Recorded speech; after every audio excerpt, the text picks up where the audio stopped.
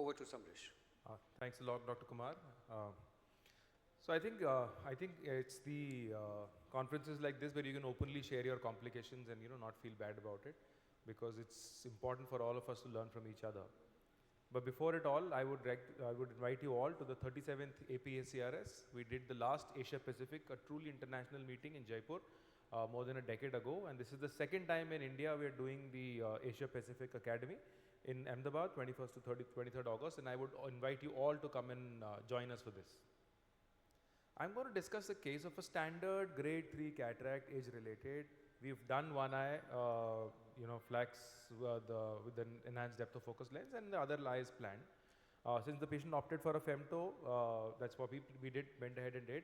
Femto gives us a lot of convenience of shaping the capsular axis right, making the right kind of incisions, and so on and so forth, very comfortably. Notice we've done rexis and incision, but not chops in this case. So this is how the profile looks. I'm just trying to open up the incision to show you that the incision that we are doing is a trapezoidal incision, which means it's internally flared, but externally it's 2.2 millimeters, and it's a smoothly opening incision. Surgery was uneventful, and we are now implanting an EDOF lens.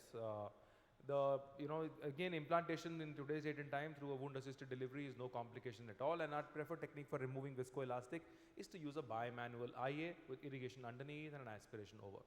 So that's, reasonably, in all reasonable sense, dialing the IOL in place, it looks like a well done surgery, and one would not be expecting too much at the end of the procedure, and so the patient should be comfortable. But when the patient does turn on the first post-op day, this is what he looks like. And then nothing during the surgery happened that made us worry about this coming up on the first post-op day. So definitely there is something, and imaging always tells us what the eyes can't see, and there's a pretty big decimus detachment hanging around, which never really what first factored in or was evident when the surgery was being done. Again, same area showing epithelial and corneal thickness, and it almost extended centrally, except sparing the visual axis. Now at this point in time, if you notice the incision is well opposed, and it's starting from the incision side only, main incision side only. We said let's wait, because sometimes these decimes will automatically disappear, and once the endothelium pump picks up, they automatically start adhering and they go back to normal. But at 1 week also, the detachment, the patient's blurring was there, and in fact the epithelial thickness and the pachymetry even worsened. Same thing persisted for 2 weeks, and this is when the patient came to my knowledge that this is what is happening, and the edema had almost come centrally. So this is the picture at the end of 2 weeks, and you can see that alligator pattern sort of bringing it up. So we decided that enough is enough, and now that the senior consultants came to know, to go ahead and inject something. I like to inject air over any gas or C3F8 because there is a high possibility for increasing the pressure. And the idea is to inject opposite from the site of the decimus detachment. So notice how I'm getting in from the opposite side and using a stab incision with a 30 gauge needle. I'm not opening up the old paracentesis, but it's a straight stab incision and doing a nearly complete fill of air. The good thing about air is that you can do a nearly complete fill and you cannot worry about it expanding anymore. And the air will get absorbed pretty fast. So it does the job and it goes away. This is at the end of 2 days. The patient, almost half the bubble is already gone, but you can see the cornea is starting to clear up and the edematous pattern starting to go off. 4 days following, a surprising miraculous clearing up of the cornea and the air bubbles pretty much gone. And this is how the patient looks finally at the glass appointment time, 3 weeks after the air bubble injection. There is a certain amount of scarring, but the central cornea is clear and the patient is finally comfortable. So it goes on to say that when you have a problem like this, use imaging. Now this is another patient, similar situation, uneventful surgery, post-op day 1, and look at the amount of corneal edema. It is limbus to limbus, and this is what the AIOS shows. It's a near total complete detachment of the decimus membrane. I want you to notice what happens. Did you see that wave pass through? I'll show you again. When you're hydrating a side port, one of our fellows did an overzealous overhydration and caused the wave to literally cleave the decimus through and through all the way from limbus to limbus.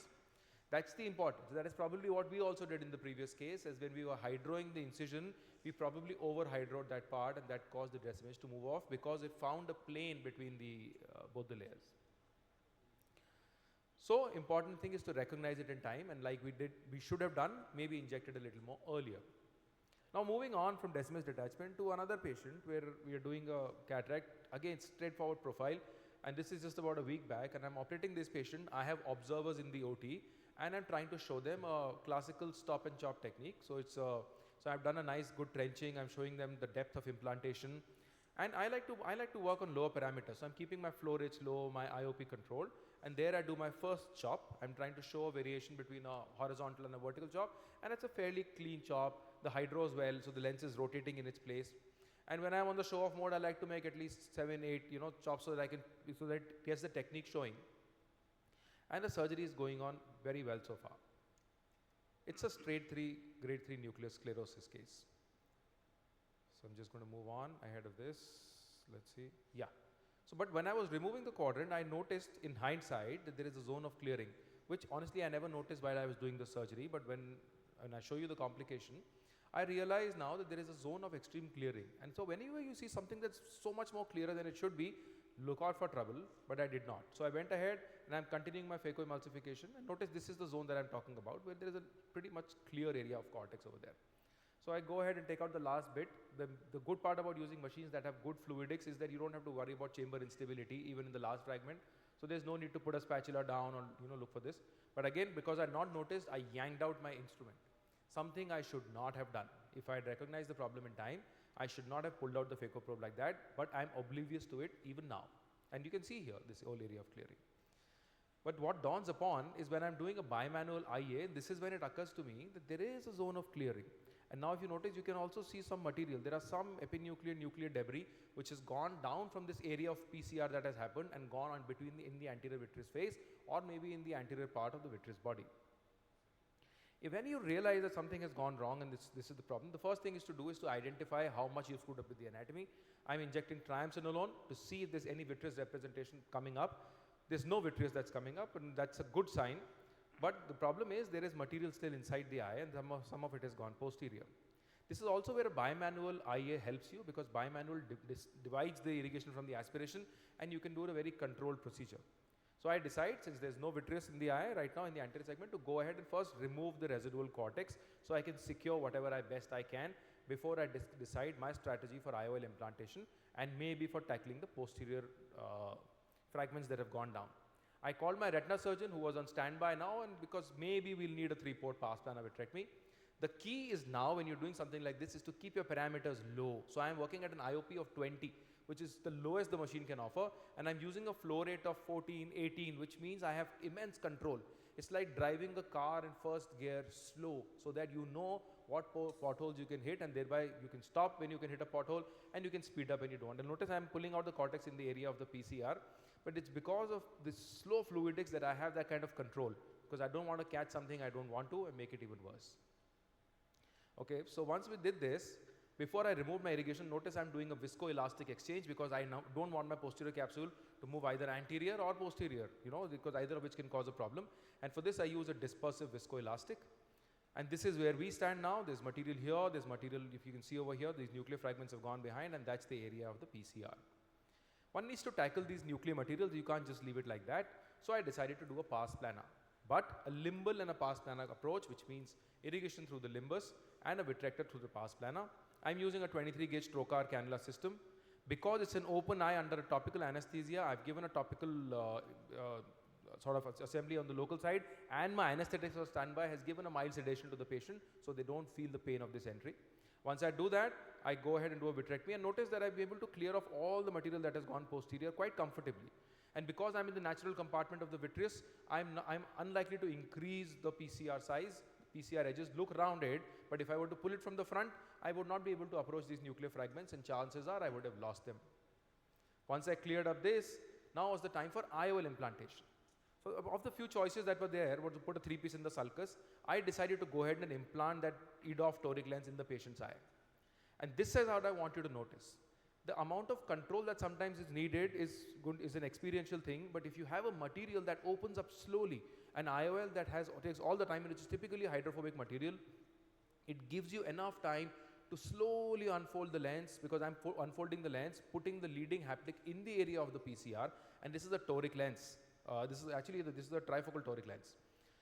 And then I'm even rotating it using a Varion image guided system into its desired axis.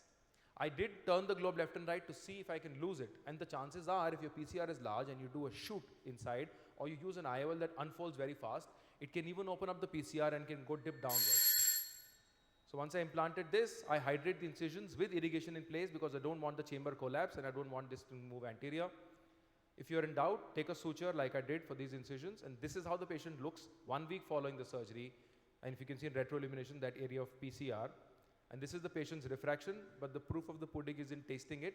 So it's surprising that, such a good visual outcome is sometimes not possible in despite the best surgery, and this is hardly any refraction, 0.12 with 0.5. Patient's doing okay macula-wise, and the patient's been seen by a retina surgeon and is doing well. So to conclude my talk, whenever in doubt, it's always better to visualize, use techniques to visualize, and like in the case of Descemet's detachment. And when you do land up with the PCR, all is not lost if you understand your fluidics and just step down and go slow. Chances are you'll be able to salvage the eye. Thank you. So Samaresh, that was fantastic. I want you to tell the audience that when you hydrate a wound, and you had a fantastic Descemet's, so where was the mistake you think the fellow made? And two, this is also a fantastic video for youngsters that you should learn this basic step of going past planar. We are always scared as cataract surgeons that this is going to be damn tough. And this, I think, if we can manage very easily. And another good idea was to have your irrigation in the front. So you got your pressure from the front, the back you removed it, made it low, got your posterior pressure low, no more vitreous coming out, you took out the nucleus piece. So that, I think, was also a fantastic idea. So 2 quick pearls to the youngsters. So to answer pearl 1, when we are hydrating our incisions, in the first one I did the mistake of overzealous hydration, maybe because I overinflated on the sides. But typically the problem is when you're doing it on the sides and you don't do it at the wall but go at the edge where the Descemet's is attached and it's open and you push a wave through. So sometimes we all do Descemet's detachment. The problem is we don't notice it when we do it because we are at the end and our adrenaline is at our pump, particularly in junior surgeons.